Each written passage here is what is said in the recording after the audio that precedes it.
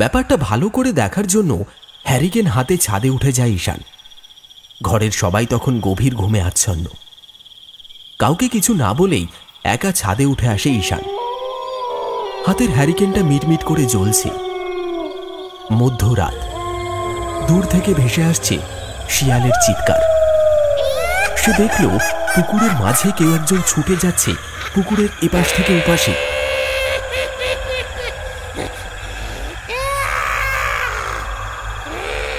ওরে বাবা রে, এটা কোনো মানুষ হতেই পারে না। সবাই সত্যি কথাই বলেছে, এই পুকুরে ভূত আছে। এক্ষুনি সবাইকে ডেকে এনে দেখাতে হবে। কথা শেষ করে সে নিচে নামতে যাবে, ঠিক তখনই তার সামনে প্রকট হয় পুকুরের সেই পিশাচ।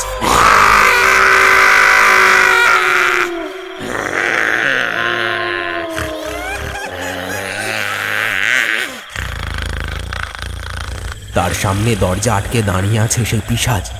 পালিয়ে যাওয়ার আর কোনো রাস্তা নেই। রাগে গর্জন করতে করতে সেই পিশাচ এগিয়ে আসছে ঈশানের দিকে। ঈশান পালাতে যাবে, ঠিক তখনই সেই পিশাচ ঝাঁপিয়ে পড়ে তার উপর। হাত থেকে ছিটকে পড়ে যায় হ্যারিকেনটা।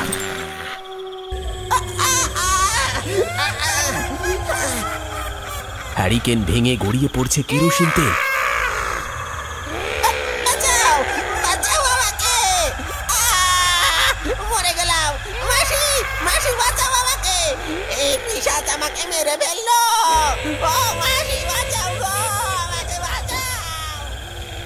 বাঁচার প্রবল ইচ্ছায় ছটফট করছে ঈশান।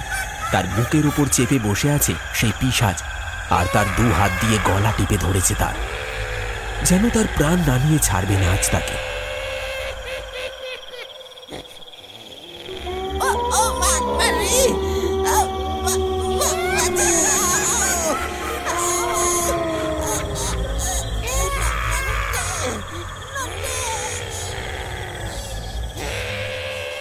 তার চিৎকার আস্তে আস্তে কমে আসছে, দম বন্ধ হয়ে আসছে।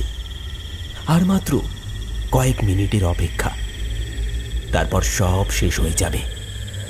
সবাই তখনও গভীর ঘুমে আচ্ছন্ন। কেউ আসছে না তাকে বাঁচানোর জন্য।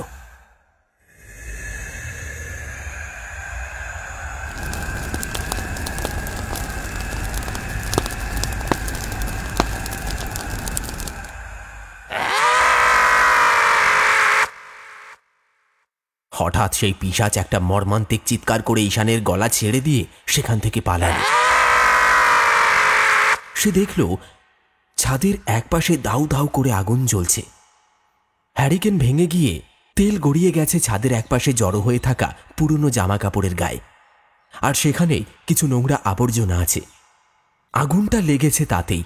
সেই আগুন দেখে ওই পিশাচ ভয় পেয়ে ঈশানের গলা ছেড়ে দিয়ে পালিয়েছে। আর তার চিৎকার শুনে আর আগুনের ঝলকানি দেখে ছুটে আসে বাড়ির সবাই।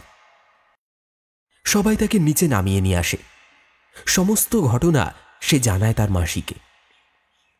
এই যাত্রায় সে সেই পিশাচের হাত থেকে রক্ষা পায়। যারাই সেই পিশাচকে দেখেছে সবাই মারা গেছে।